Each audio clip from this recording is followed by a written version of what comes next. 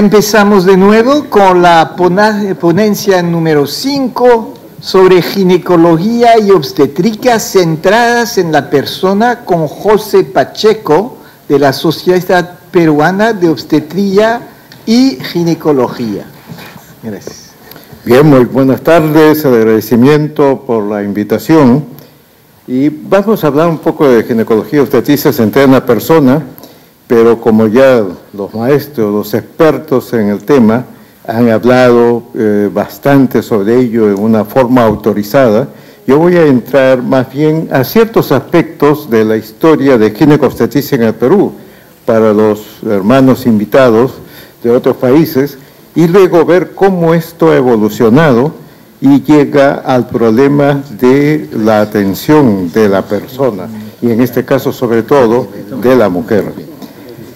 Salió esta caricatura de Mick Stevens en el New Yorker hará un par de años y decía, bien, fue original. Y ustedes ven ahí las manzanas y ya se dan cuenta quiénes son y en qué estado están, ¿no? Pues estado primitivo. Pues entonces la ginecología y obstetricia aparecen por razón de la reproducción de las especies. ¿Cómo se atendía el nacimiento de un bebé en la época del Homo sapiens? No lo sabemos. Cuando aparecieron, sin embargo, el hombre y la mujer trajeron consigo a este nacimiento tanto el espíritu, el alma racional y el amor. Recordando que el espíritu es un alma racional, un vigor natural y virtud que alienta y fortifica el cuerpo para obrar, mientras que el amor tenemos allí que es el sentimiento de afecto, inclinación y entrega a alguien o algo, que es en alguna forma lo que nosotros estamos pensando de la medicina centrada en la persona en el caso de los ginecobstetres. En las épocas antiguas, y esto fue escrito por el profesor Message, un marco teórico holístico y una aproximación personalizada en la atención a los problemas de salud eran prevalentes en las civilizaciones orientales, como la medicina china y la ayurvédica, y occidentales como la de Grecia antigua. Estas culturas se focalizaban más en la salud total del paciente que solo en la enfermedad. ¿Qué pasaba con los incas? Para los incas la enfermedad es resultado de una relación alterada de las fuerzas sobrenaturales. El pecado era una causa de enfermedades y símil era a lo que pensaban los aztecas, lo que pensaban los europeos también en esos tiempos. Los peruanos precolombinos conocían que muchos productos, principalmente de origen vegetal, podían ser beneficiosos cuando eran aplicados en caso de enfermedad. Y el tratamiento de una enfermedad es una combinación de religión, magia y una experiencia práctica como queda grabado en los huacos.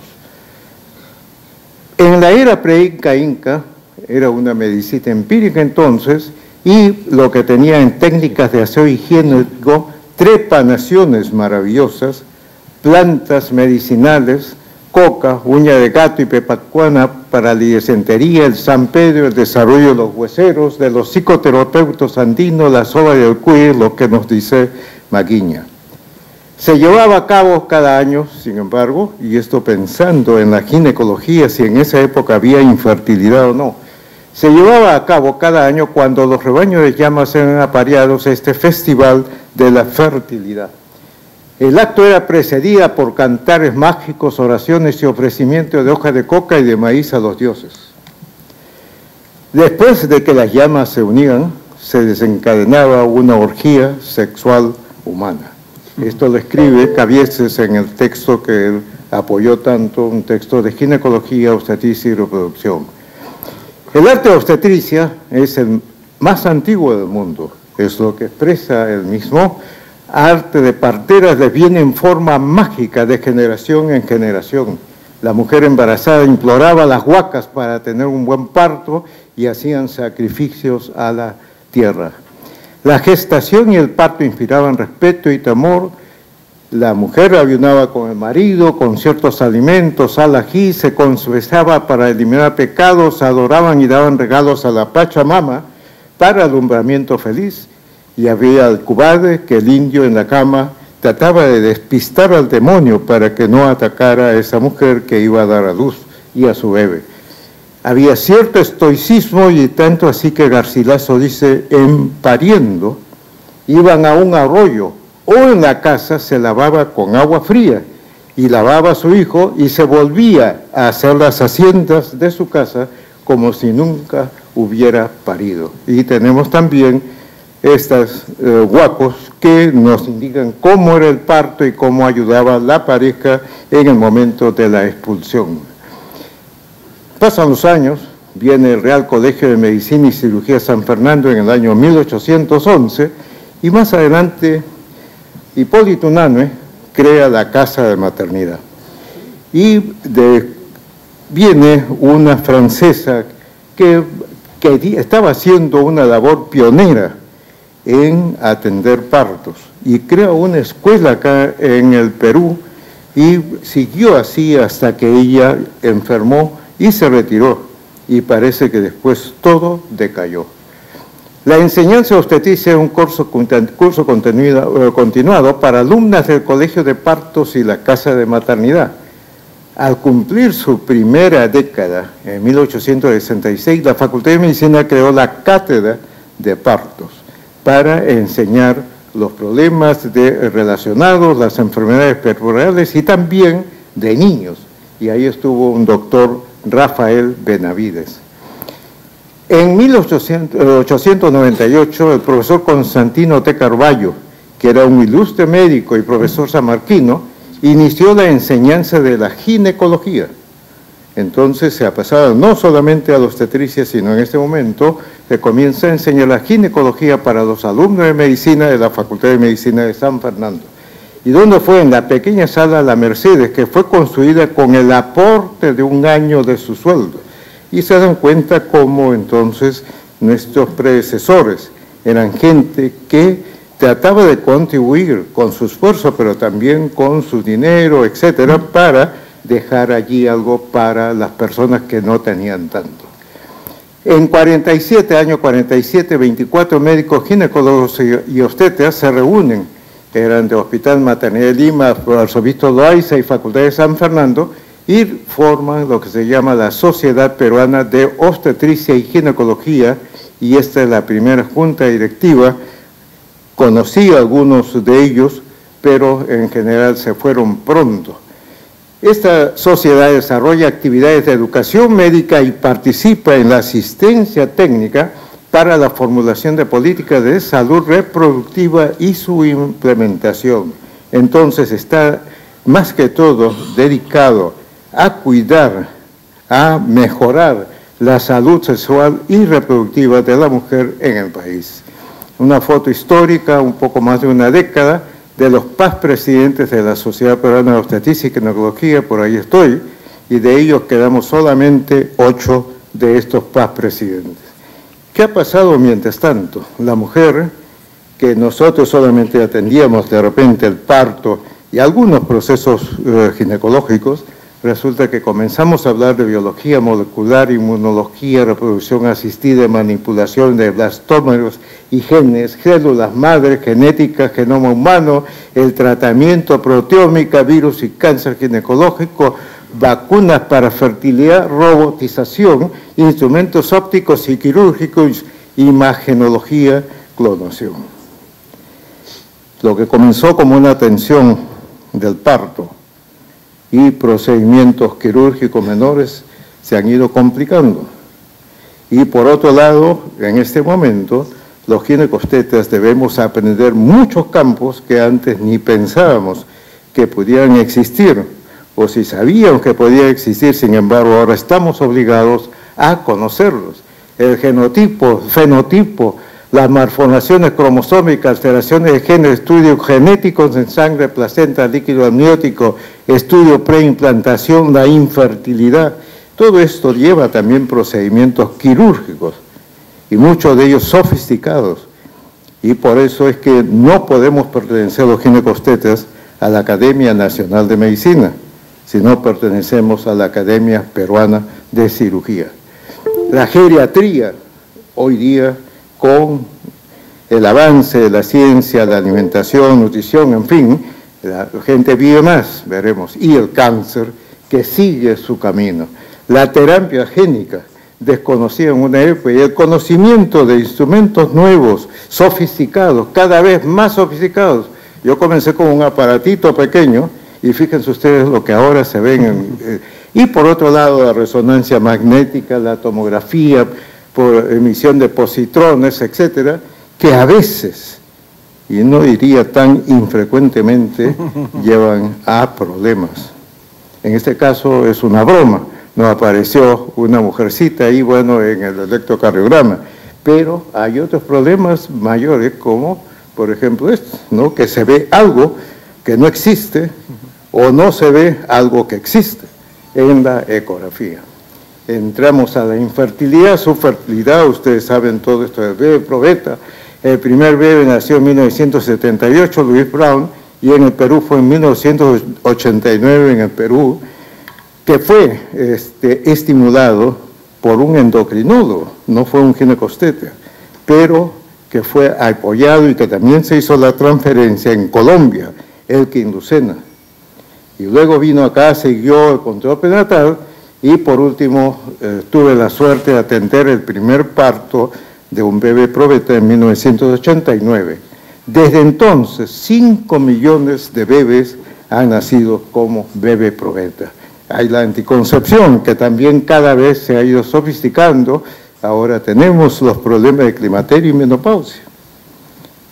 Las hormonas, que pensamos que era lo que nos iba a ayudar a la mujer a tener mejor calidad de vida, hoy sabemos que tiene problemas complejos. Por otro lado, la osteoporosis, no tenemos un tratamiento para osteoporosis en este momento para la mujer y también para el hombre. Cáncer cada vez se complica más, una serie de intervenciones que ha habido, pero hoy se está yendo a la genética, la proteómica, y total, que en un momento el cirujano, el ginecobstetra, parece que estuviera ya aplastando a la muerte. Pero sin embargo, miren, el paciente se siente bastante asustado de lo que realmente pueda estar pasando. Además del tanto trabajo del médico que puede llegar así, en estas condiciones, o puede pasar la cosa. Miren, usted está entrando a sala de operaciones, despiértese usted, doctor, ya que ahí está su pacientito esperando para que lo opere, ¿no? Es decir, cansados de las intervenciones que con una sigue a la siguiente y todo lo demás. Y llegamos a las células madre. Aquí estuvo en este auditorio justamente Dante Capecchi, que estuvo dándonos orientación de lo que está pasando y que sigue siendo una cosa experimental, pero que en un futuro, ya en un presente en algunos casos, se está realizando. Entonces, todo esto ha sido original. Pero miren ustedes la pareja ahora que está en otra, pues está vestida, que de repente más elegante, en fin, ¿y qué cosa ha pasado? Han pasado una serie de situaciones. Esto fue el Perú 2013, y ahí se decía que, bueno, estábamos llegando a los 70 años, alguna cosa por el estilo, como algo interesante, y que el año 2062 llegaríamos seguramente a los 80 años, pero parece que ya estamos más cerca de ello, sin haber llegado al año 2062. En ese momento estamos en 75 años acá en el Perú, como el promedio de vida, y por la mujer ya está llegando a los 79 años. Mientras tanto, las tasas de crecimiento de la población hace que haya una demanda energética que en un momento dado puede colapsar. Hay más eliminación de anhídrido carbónico, avanza el cáncer, y ustedes ven acá lo que está pasando con el estómago y próstata para el año 2062, y aquí tenemos cuello uterino y seno, algo menos, pero sin embargo va a seguir avanzando, va a seguir aumentando. Y entonces el futuro nuestro, una disciplina médica más que quirúrgica, va a ser la medicina. La genética, inmunología, proteómica, getómica, todo lo que hemos estado hablando, vamos a tener que conocerlo. ¿Y en qué momento vamos a tener que conocer esto? Mientras ya somos profesionales, mientras estamos atendiendo a los pacientes. Vamos a tener que hacer la embriofetología, diagnóstica de células fetales y una serie de cosas, incluyendo la medicina fetal, la cirugía fetal, que ha comenzado en otros países y aquí recién se está iniciando. Entonces hay unos retos de la medicina de hoy. Y ya ha hablado Wagner y todo el grupo que en las jornadas anteriores sobre la cosificación del paciente. Mientras que lo que necesitamos, y hoy se ha estado hablando, el humanismo médico en el campo de la salud, la empatía con el paciente. El ginecólogo y obstetra, sin embargo, sigue teniendo algunas barreras. Este, por ejemplo, es un ejemplo. La conversación sobre sexo en la mujer. Y es nuestra obligación hablar con ella, porque muchas de las cosas, como se ha dicho esto, no es la enfermedad, sino lo que está detrás de ello, lo que está pasando con la pareja y otras cosas. Y en ese sentido los pacientes sienten que sus médicos son reacios, se muestran desinteresados o no están cualificados para abordar una entrevista de tipo sexual. Esta foto la traigo, más que todo, ustedes la van a encontrar varias veces, pero ver una cosa. Estamos tratando de apoyar en la encuesta que el doctor Messich nos ha proporcionado para ver un índice que vamos a hablar en un ratito, pero resulta que fui y en el Hospital San Bartolomé estaba atendiendo ese sábado en la mañana el doctor Cabrera, que es el jefe del departamento. Y ustedes ven acá cómo todos están preocupados, ansiosos, esperando o, en fin, a lo mejor durmiendo. Ese día, en un sitio mucho más pequeño como son nuestros hospitales, un grupo de mujeres todas alegres conversaban. ¿Y por qué? Porque ellas las llamaban con nombre, porque ellas las atendían con calidad. Realmente vale esa diferencia, es lástima que no tomé una fotografía porque eso hubiese valido. Y aquí tenemos una experiencia que tuve, fui director de la unidad de reproducción humana, veíamos los casos de infertilidad en el Hospital Rebadiati e hicimos una encuesta de usuario. ¿Por qué? Porque resulta que veíamos que nos tocaban la puerta, porque habían tenido su cita para tal hora y sin embargo todavía no las atendíamos, era todavía muy irregular la forma como les daban la cita, en fin, en la cual nosotros no teníamos la posibilidad de variar con todos estos sistemas que están habiendo ahora. Y entonces hicimos tiempo de espera, fíjense ustedes, más de 60 minutos, toda esta cantidad. Una cantidad, lo que se estaba diciendo esta mañana, cómo se demora. Y sin embargo, el trato del médico, atento y cordial, eso nos llamó la atención. Y por otro lado, que les hicieron regresar y ellos estaban contentos de regresar, en fin, el esposo también participaba y estaba contento, el médico explicó y aclaró, fue una de las preguntas que se decía esta mañana, no conocía, esto fue, la entrevista de profundidad al personal, 7 médicos, 2 enfermeras, 2 psicólogas, 2 técnicas. Y resulta que aunque no conocían muy bien la misión y la visión, sin embargo sí conocían el concepto de calidad. Pero ha pasado aquí algún problema.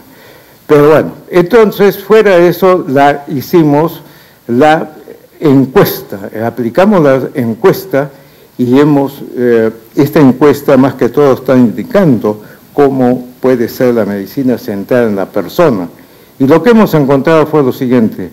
El 136, creo, encuesta la que hemos podido hacer, y ustedes ven que la mayor parte está entre los 30 y los 49 años, fue preferentemente masculino, más que todo de San Bartolomé, y eran más médicos que enfermeras y obstetras. Y venían algunos también de fuera, de regiones, esto fue este grupo en un congreso. Y ahí ven ustedes que siempre San Bartolomé tuvo más presencia. Y los años de experiencia era joven, casi la mitad, y por otro lado, el puntaje global de la encuesta fue 41-80 puntos, casi el 30%, y 122 puntos en el 70%. La evaluación de la encuesta, que era más o menos fácil, y la idoneidad de los resultados fueron sustanciales o moderados. En resumen, la mayoría consistió en médicos ginecobstetras del Hospital Materno Infantil San Bartolomé entre 30 y 50 años, con experiencia de la provisión de menos de 10 años. La mayoría obtuvo puntaje alto al opinar favorablemente a esto: compromiso ético, conciencia cultural, marco holístico, énfasis relacional, atención individualizada, base común para el diagnóstico de atención de salud, sistema de atención centrados en la comunidad, educación e investigación centrados en la persona. O sea que sí estaban a favor de este campo, de que hay que ampliarlo, hay que continuar haciéndolo, aunque algunos dijeron que había cierta dificultad para responder la encuesta. La limitación es que debe ampliarse esto mucho más y aplicar en otros grupos. A modo de conclusión, la inteligencia cognitiva y la consecución de las habilidades relacionadas no son suficientes para asegurar la formación de un buen médico.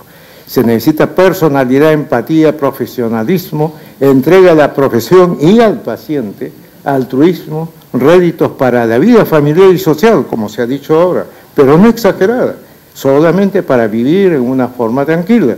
El mejor obsequio debe ser ver a su paciente feliz y sano. Y me gustaría esta colofón: aún estamos lejos de conocer toda la impresionante y bella estructura de la mujer y su fisiología, de modificar sus células, genes y proteínas. Pero lo alcanzado nos deja percibir un futuro no tan lejano de grandes acontecimientos que nos permitirán ofrecerle a ella más vida y más salud. Dentro de ello, con medicina centrada a la paciente, a la mujer. Muchas gracias. Sí.